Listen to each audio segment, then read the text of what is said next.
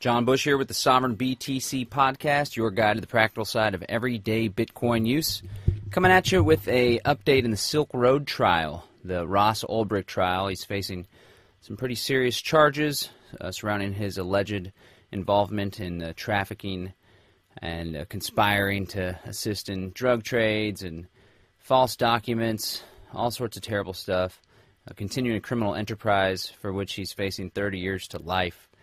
Pretty serious charges.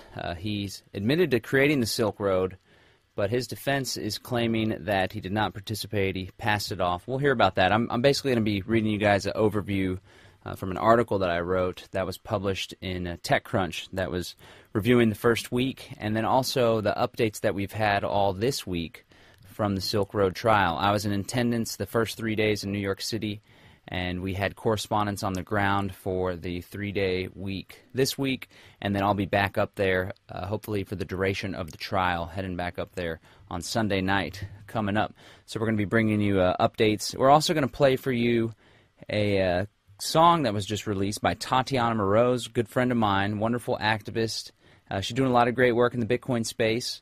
She wrote a song called The Silk Road, a tribute song to Ross Ulbricht, and we're going to be playing that for you after we give you the first week summary.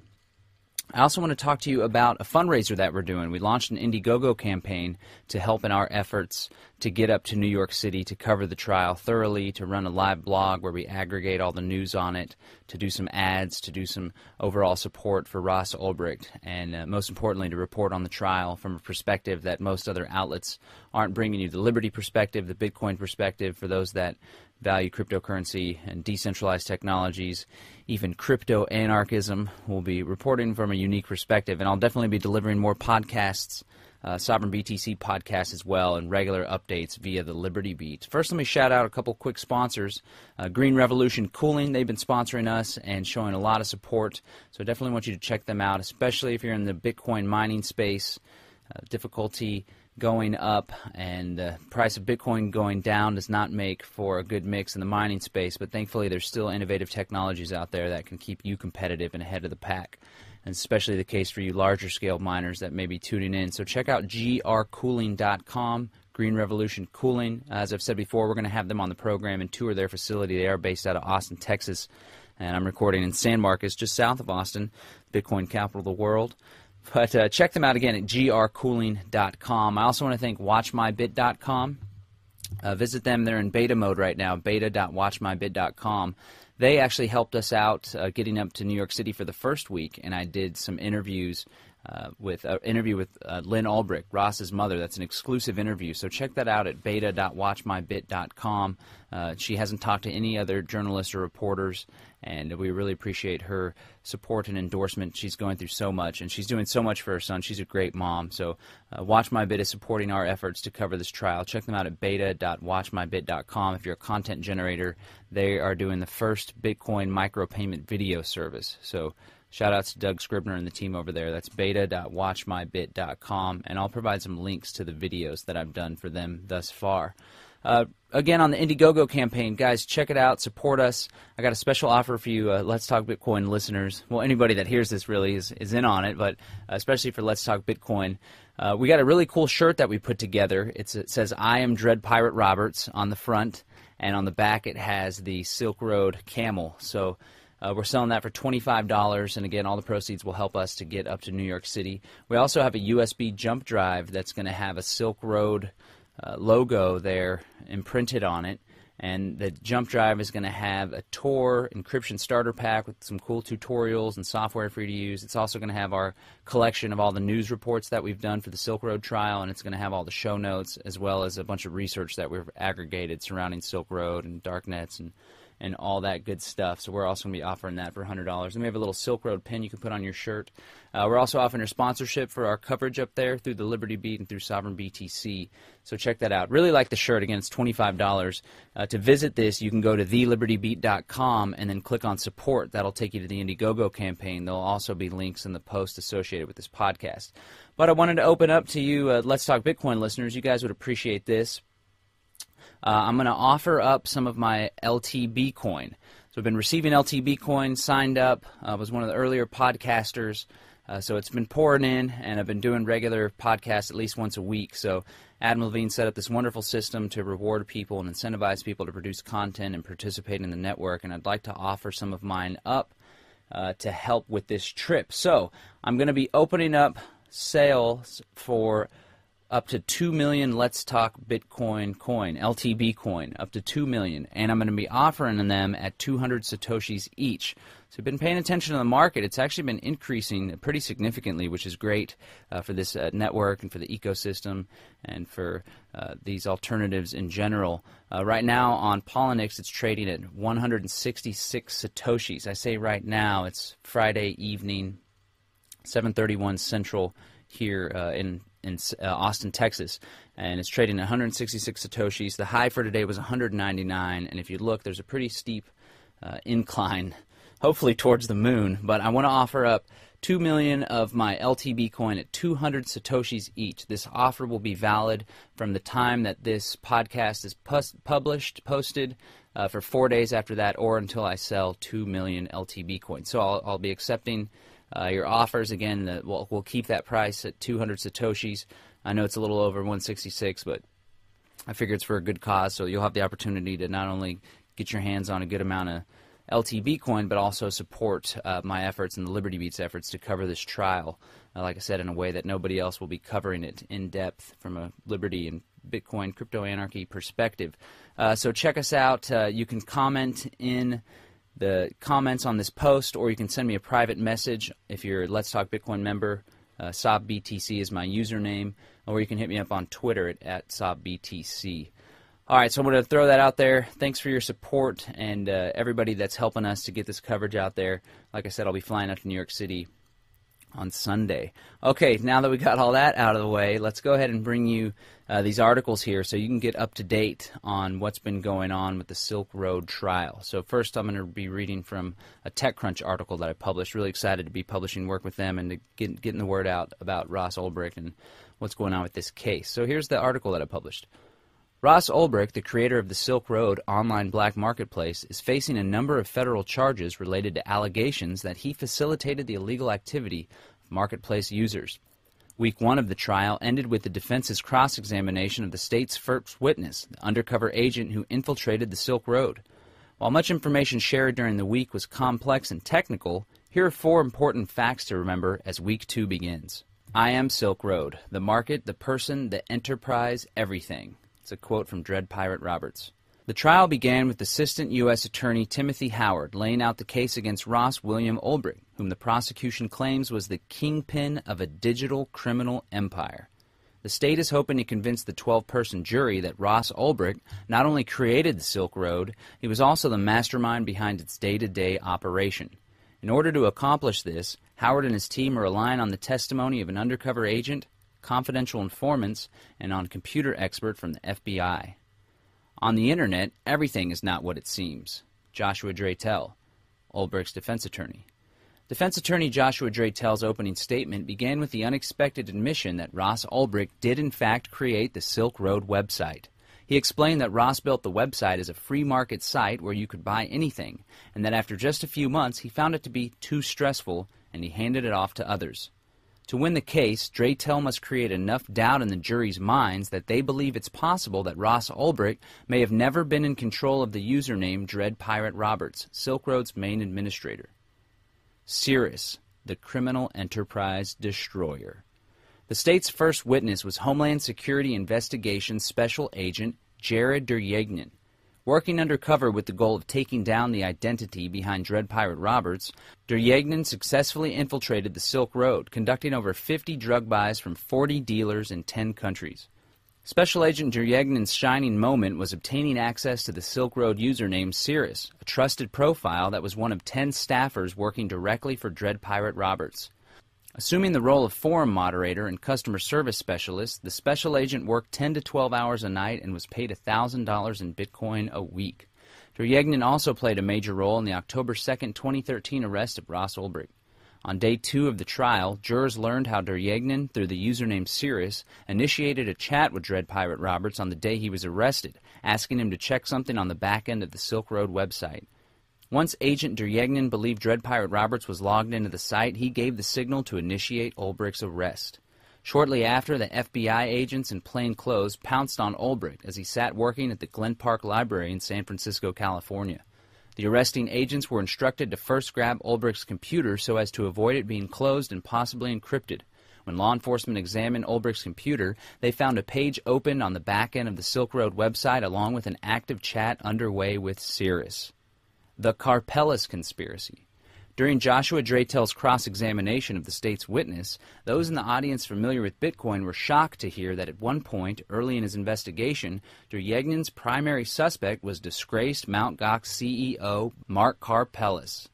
Deryagnin believed that Karpeles had created Silk Road as a means of driving up Bitcoin prices as he launched his newly acquired online exchange Mt. Gox. He bought the exchange in February 2011, just 1 month after the Silk Road opened for business. The evidence the defense shared with the jury to further this theory was the fact that the server for the website SilkRoadMarket.com, an open web Silk Road advertisement site, was registered by a company owned by Karpeles. Dratel may be furthering this theory as it shows the jury that Ulbricht was not the only suspect, and that if Deryagnin was wrong about Karpeles, he might also be wrong about Ulbricht. Week 1 of the Ross Ulbricht trial played out like a courtroom drama, complete with plot twists, plenty of objections, and a bombshell revelation on the final day of the week's proceedings. If Week 2 is half as exciting and intriguing as Week 1, the jury and those following along are in for a wild ride. Okay, folks, now we're going to play for you Tatiana's song that she just put out. It's called The Silk Road, a tribute to Ross Ulbricht. If you're familiar with Tatiana's work, she does awesome songs. She's a singer-songwriter, folksy, a little bit of rock mixed in, and she's been a big advocate for Bitcoin and all things freedom. So we're going to play this song that is yet to be released. This is also one of the perks for our Indiegogo campaign. So if you want to get an exclusive download of this track, you can visit our Indiegogo campaign by going to thelibertybeat.com and clicking on support. So without further ado, here's the newly released track, The Silk Road, a tribute to Ross Ulbricht.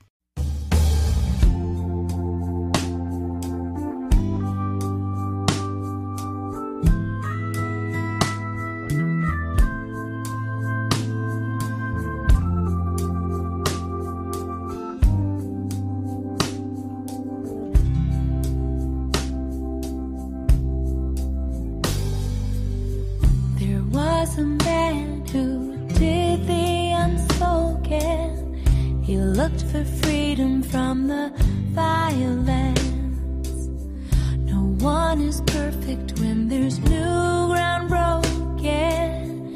A mess is made and someone gets blamed. He had a dream of harmony as you wish to live out your own. We cannot stand for this, cannot have you fall along the Silk Road. This ain't the movies, there's a war in the streets. The innocent are in jail. We pray for justice and we want to be free. Hope the truth will prevail. He had a dream of harmony as you wish to live out your own. We cannot stand for this, cannot have you fall along the Silk Road.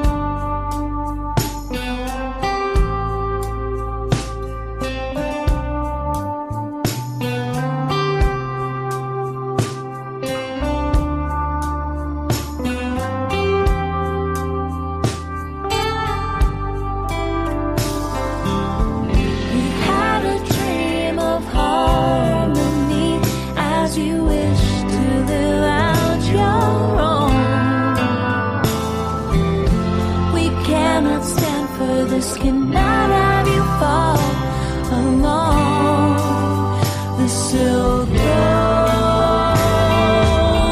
We cannot stand for this, cannot have you fall along the Silk Road.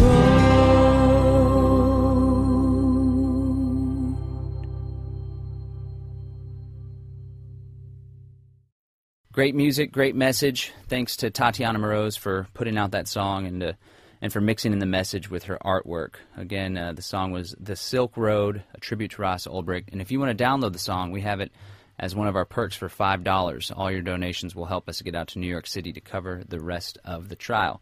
All right, picking up, I'm going to read you some Liberty Beat articles. We've been doing daily updates about what's going down in the courtroom in New York City for everyone to see. I'm going to go ahead and pick up with the first day of Week 1, which was Day 4. Silk Road Trial, Day 4 update. Judges' rulings and more defense cross-examination. Week 2 in the Ross Ulbricht trial began with defense attorney Joshua Draytell running an hour and a half late due to an emergency dentist appointment after having broke his tooth last night.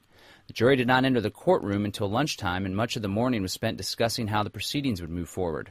While this can be dreary and contain much legalese, Judge Catherine Forrest's rulings are rather significant for the outcome of the trial.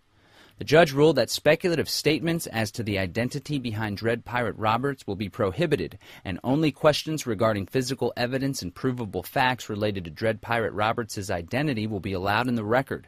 She listed a few examples of questions that would be prohibited, such as, did you suspect Karpeles was DPR? And did you think Ross was DPR? She also gave examples of acceptable questions, such as, do you have evidence of who ran the Silk Road servers, and is there evidence of Silk Road profits going to other accounts? It was determined that anything previously entered into the record that was speculative or merely an opinion would be stricken from the record, and the prosecutor would go back and redirect his witness to clarify his statements regarding that which was stricken. The rest of the day had Draytell continuing his cross-examination of Dryagnon, where it was revealed that there were Silk Road user accounts that were being investigated as potential agents. Dryagnon knew of talk about a Silk Road shutdown and site transfer, and it was also revealed that at any given point there could be multiple identities using one particular account. While this questioning may have introduced more doubt into the jury, when the state was able to re-examine the witness, the momentum seemed to shift right back to the state. The prosecutor showed that Karpeles' website hosted a large number of sites, implying it's not so strange that SilkRoadMarket.org was hosted by a business owned by Karpeles.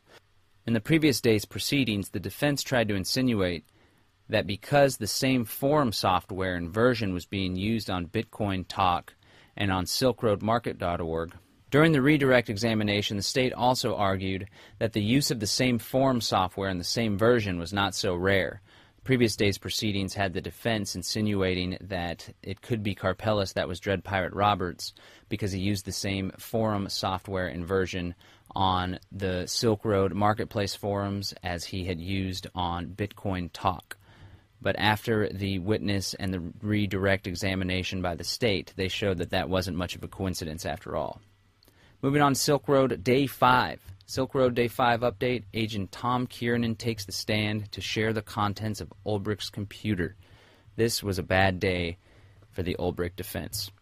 Day 5 in the Ross Ulbricht trial saw the prosecution call computer scientist and FBI agent Tom Kiernan to the witness stand.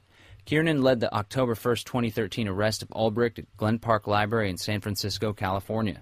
During the arrest, plainclothes FBI agents swiped Ulbricht's laptop and quickly handed it off to Agent Kiernan, who was standing by to document its contents and later have the hard drive imaged. It was the contents of that hard drive that was the focus of today's testimony. Among the files revealed to the jury were detailed journal logs dating back to 2010 when the Silk Road was just an idea for an economic experiment. The journals document much more than that, however, recounting Ross's apparent execution of a mushroom grow operation out of a cabin in Bastrop, Texas. He wrote that he sold the mushrooms, several kilos worth, for very cheap prices so as to drive interest in his newly launched Silk Road marketplace. The logs also share intimate details about Silk Road's day-to-day operation, including staff changes, hosting issues, and growing pains. Also present on the hard drive were what seemed to be the entirety of every conversation ever had on TorChat between Dread Pirate Roberts and his associates. There were messages to a user named Digital Alchemy about how to deal with vendors who break the rules. DPR wrote, "Are you ready to become judge, jury, and executioner?" In one chat, DPR states he is looking to hire staff by posting on BitcoinTalk.org. After his associate questioned his thoughts, DPR replied, "Working for a criminal enterprise isn't exactly enticing." After Wednesday's testimony, the defense is facing an uphill battle convincing the jury of the narrative presented in their opening statement, that Ulbricht created Silk Road, but he did not manage it or operate the site through its lifetime. The jury will get to decide for themselves when Draytel cross-examines Agent Kiernan. Now we're on to day 6. Up to date, this is the final day so far that's taken place in the Ross Ulbricht Silk Road trial, and yours truly will be up in New York City on Monday to report on this for the Liberty Beat and to also give you guys some insights on the Let's Talk Bitcoin Network SovereignBTC podcast. So here's the day 6 to get you up to date with the ins and outs on what's going down with the trial. Day 6 of the Ross Ulbricht trial started with the defense attorney Joshua Draytel cross-examining FBI agent Tom Kiernan, the computer specialist who first examined Ross Ulbricht's computer after his arrest. Ulbricht is the creator of the Silk Road marketplace and is charged with crimes associated with his alleged involvement in facilitating drug sales between vendors and customers on the website he created, Silk Road. Part of Draytel's questioning focused on the fact that BitTorrent, a peer-to-peer file-sharing program, was running on Ulbricht's computer. It appeared he was trying to insinuate that malware may have been put on Ulbricht's computer through BitTorrent, and that through the malware someone could have placed the chat logs and journals onto his hard drive. Any doubt that may have been in the jury's mind after hearing about the possibility of Ulbricht's computer being hacked likely vanished after the state's redirect, where U.S. Attorney Howard asked Agent Kiernan if the computer did in fact have any malware. Kiernan replied in the negative. Draytel's cross-examination of Kiernan included several technical questions about Linux and servers. The judge stated in front of the jury that the witness testimony is based on his extraction of the evidence from the computer, and he's not an expert witness. She went on to say that if he wanted to ask technical questions, he would need to call his own expert witness. As a result, Draytel filed a motion for a mistrial, stating that the judge made it appear as though it was the defense's burden to prove their innocence. The judge promptly denied the motion. On this day, the state also called Richard Bates, a good friend of Ross's who did programming for eBay. Early on in Ulbricht's development of Silk Road, Bates would provide programming and server advice, without apparently knowing about the site he was helping with. When he later found out it was Silk Road, he insisted Ulbricht stop asking him questions and telling him about the site. Most of the testimony centered around Google chats between Bates and Ulbricht. Of significance for the defense, there were chats from Ulbricht where he stated he sold the site in the fall of 2011. This aligns with an interview conducted in 2013 with Dread Pirate Roberts by Wired reporter Andy Greenberg, where DPR states that he acquired the site from someone. This revelation also goes along with the defense's narrative that Ulbricht built the site but later gave it up as it became too stressful.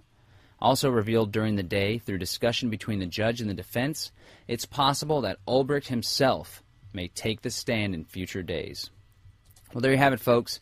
That's an update. Again, I wrote from a TechCrunch article that I wrote with the Week 1 update, and then I read you the 3 different articles we put out at thelibertybeat.com with the updates on the trial. It's going to be a difficult road ahead for the defense, especially after the evidence came out about the contents of Ulbricht's computer. It is possible that there was some sort of collection program that multiple people used DPR at one point, and it's all collected on the same computers, downloaded to them as the chats are updated. I'm not sure. It's going to be really difficult for the jury to see it that way. I think the state has a lot of overwhelming evidence. There's more witnesses to come. It's worth noting that the old friend that was an eBay programmer that testified against Ross did so because the state threatened to file charges against him associated with Silk Road as well as money laundering. So part of his deal is to testify against Ross in a way that the state likes, exactly how the state wants, or he doesn't get the deal if they don't testify just as he's wanting. That's something that the defense attorney was getting at in front of the jury, actually. So there you have it, folks. The Silk Road trial has huge implications, not only for the freedom and future of Ross Ulbricht and his family, not only for the dark web and Bitcoin and these decentralized technologies and the onion router, but also for internet freedom as we know it. Ross Ulbricht is being charged under a legal doctrine known as transferred intent. They're trying to hold him responsible for the behaviors of those who used a website. This could set a dangerous precedent for website owners like Craigslist, for people selling illegal things. The owners of Craigslist could be held responsible. Adam Levine had commented on a previous story that I did about the Silk Road case, that this causes concern for him. And Let's Talk Bitcoin, because people may need to keep a more watchful eye on the comments going on in the sections. If illegal activity is insinuated, or somebody tries to start a riot, or has some sort of anti-government extreme rhetoric, kind of like what we have on the SovereignBTC podcast, that the people that manage and own the website could be held accountable. So that's some scary stuff. It's going to have a chilling effect if this moves forward, and you could bet your bottom dollar that the government is going to take full advantage of the precedent that's set from this trial. So we're trying to get out there to cover the trial from all the different angles and make sure people stay in the know. So far we've done about 24 stories. Just from 6 days of trial, we've managed to put out 24 stories, done half a dozen radio interviews on some pretty big outlets. Also, our good friend Derek Brose, who also writes for the Liberty Beat, he was on Russia Today to talk about the trial. So I'm asking you to go check out our Indiegogo campaign and consider supporting us. The monies will be used to pay for the flight out there, to pay for people to run the websites, to write stories, to do marketing, advertising. We have a budget breakdown on there.